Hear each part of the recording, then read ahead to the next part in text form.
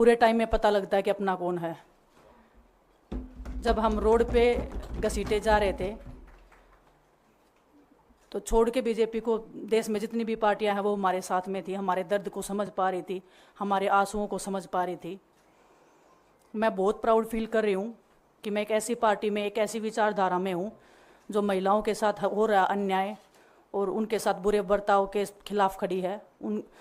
वो लड़ाई लड़ने के तैयार है, सड़क से लेकर संसद तक।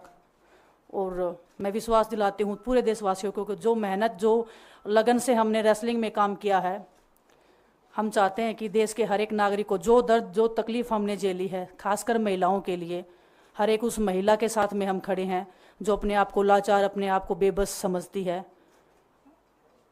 रेसलिंग में मैंने पूरा कोशिश किया कि मैं जितनी भी महिलाओं को, छोटी बच्चियों को इंस्पायर कर सकती हूँ। मैं चाहती तो मैं जंतर मंतर पे रेसलिंग छोड़ सकती थी और सभी लोग भी मान रहे थे, पूरा देश इस चीज़ पर विश्वास कर रहा था, क्योंकि बीजेपी आईटी सेल ने उस चीज़ को साबित करने की कोशिश की थी कि हम चले हुए कारतूस हैं, हम ख़त्म हो गए हैं, हम पॉलिटिक्स कर रहे हैं। उन्होंने बोला मैं नेशनल नहीं खेलना चाहती, मैंने नेशनल चैम्पियनशिप खेला।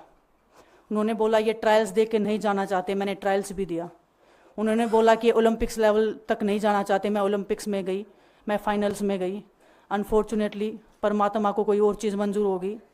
एक चीज़ मुझे पता है कि जब मेहनत आप करते हो तो ज़रूरी नहीं कि आपको उसी दिशा में मिले, कई बार दूसरी चीज़ों में भी आपको वो फल मिल जाता है।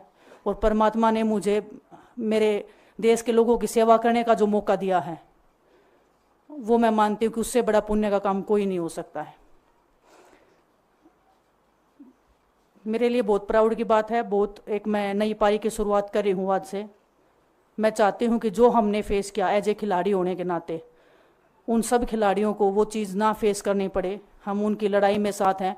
शायद उनको आज हिम्मत मिले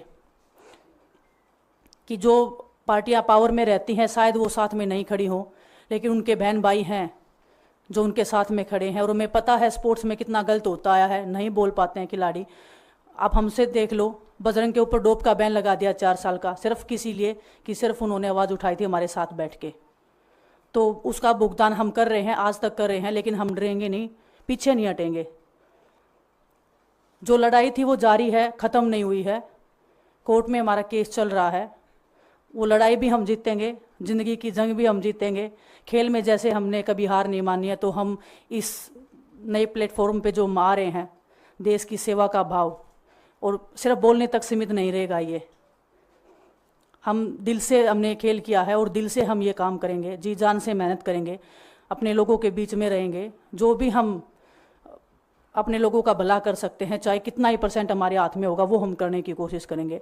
और मैं अपनी बहनों को बताना चाहती हूँ कि आपकी बहन आपके साथ में है। किसी भी मुसीबत में, किसी भी पल, किसी भी क्षण आप ऐसे मत समझना कोई भी आपके साथ में नहीं है।